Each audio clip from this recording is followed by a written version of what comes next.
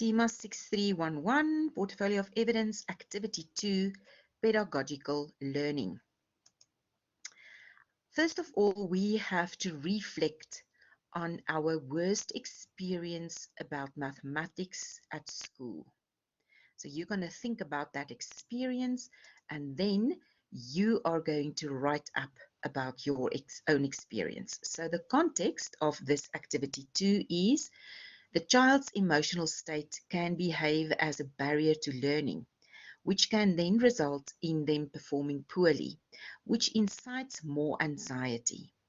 This vicious cycle is often seen in math because math is perceived of being tough or scary.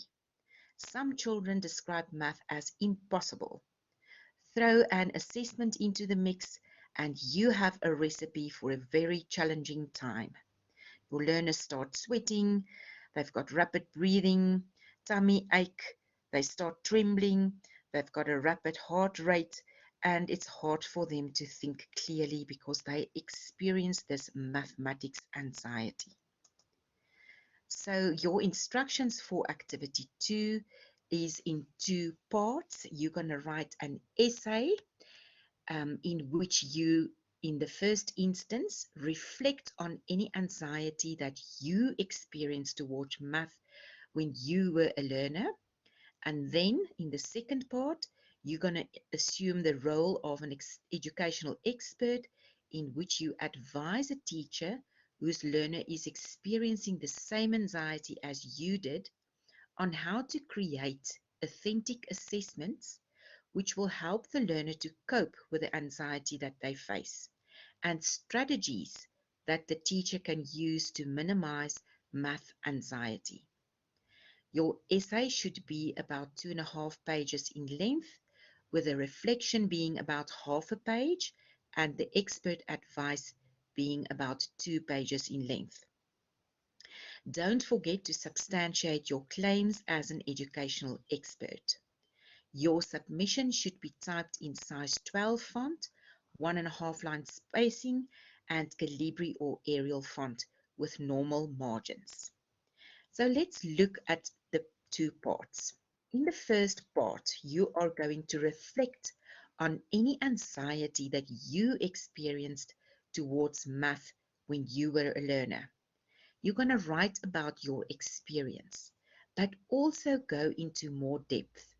Describe how it made you feel, how it affected you, the impact it had on you, and what you learned from it. Half a page for this first part. If you truly have not experienced anxiety as a learner, please indicate as such. So you're going to write to me that you did not experience any math anxiety, and then instead of a reflection of your own anxiety, you're going to write a reflection on common symptoms of anxiety towards mathematics. So if you write about your own experience towards math anxiety, you are going to write your own feelings, your own what you learned from it, how it affected you, the impact it had on you. So then you're not going to reference anything. But if you have told me in the beginning of this essay that you haven't experienced any math anxiety, then you're going to write about the common symptoms of math anxiety, and then you need to reference. Remember always to use credible sources if we want to state facts or give advice, or if we want someone to follow our advice, we will always use credible sources to substantiate our facts that we mention. So blogs will not be credible resources.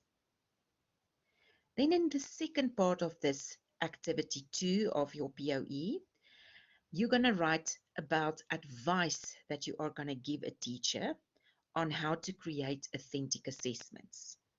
So let's just first look at the cycle of math anxiety.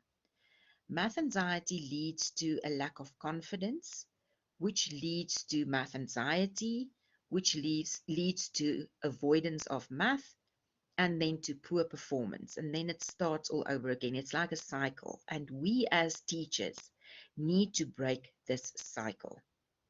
So in the second part of this activity, you're going to assume the role of an educational expert, in which you advise a teacher whose learner is experiencing the same anxiety as you did on how to create authentic assessments, which will help the learner to cope with the anxiety that they face, and strategies that the teacher can use to minimize math anxiety.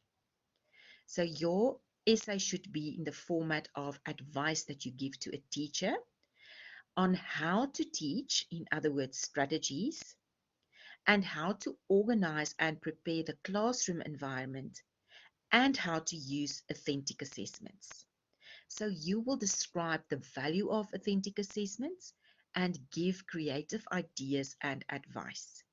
So you would start this second part by giving me an definition or a description of what authentic assessments are. And then you would um, give this teacher advice on how to create authentic assessments so that your learner can cope with their anxiety. And you need to give advice on how to teach, in other words, strategies that the teacher can use to minimize math anxiety.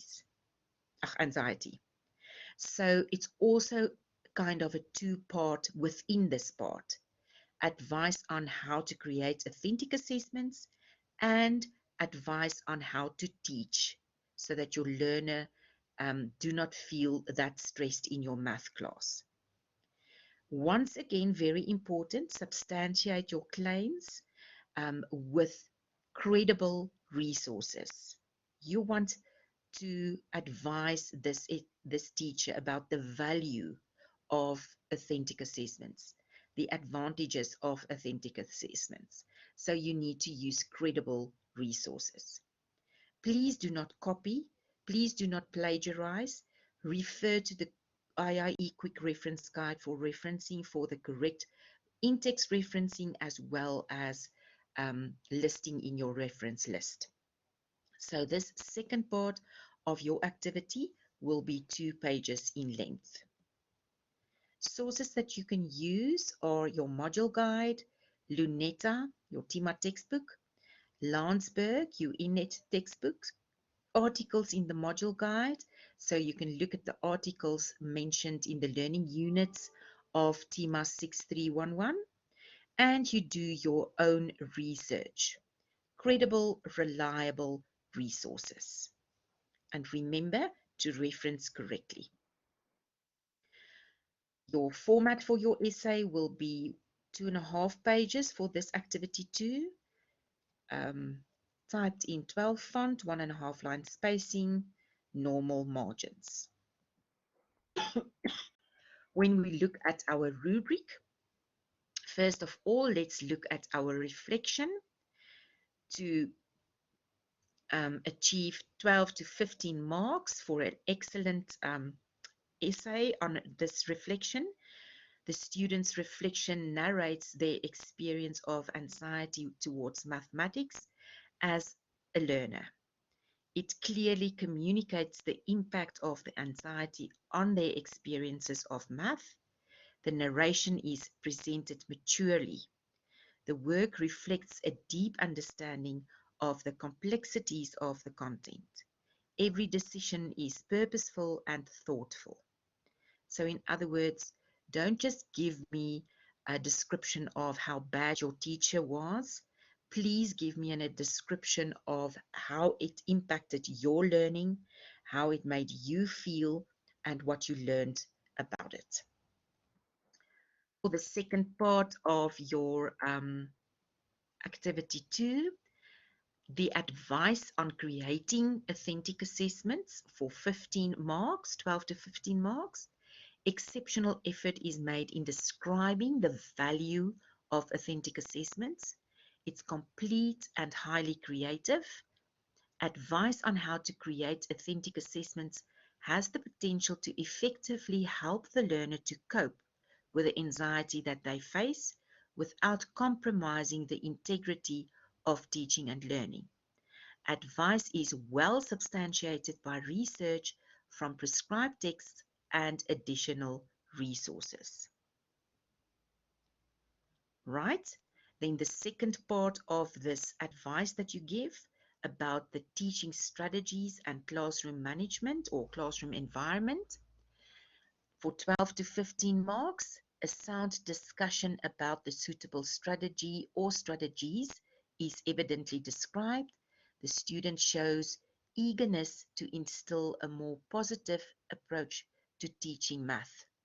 A sense of passion and purpose is evident, with all reasoning well substantiated using additional resources.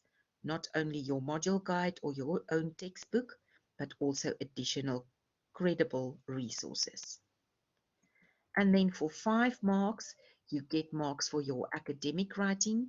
Your writing is clear, concise, and well organized. Excellent sentence and paragraph construction. Thoughts are expressed in a coherent and logical manner. There are no more than 3 spelling, grammar, or syntax errors per page of writing. Right, so please edit your essay before you submit, and then also check that you have a reference list before you submit your submission. So just a recap on your PoE, you will always start with the cover page. And remember, in class, I've said on in the folder module guide and PoE, there is a template for a cover page that you can use. That's from the IIE. So please make sure that you have got all the information on your cover page that needs to be there. Then you have a table of contents with page numbers. And then you start with your activity 1. And once you've done with that, activity 2, and then a reference list, then you edit your whole PoE, go through it again, make sure that you understand what you were writing, make sure that you have referenced correctly according to the IIE referencing style, and then you submit in the correct link for TIMA6311 PoE submission.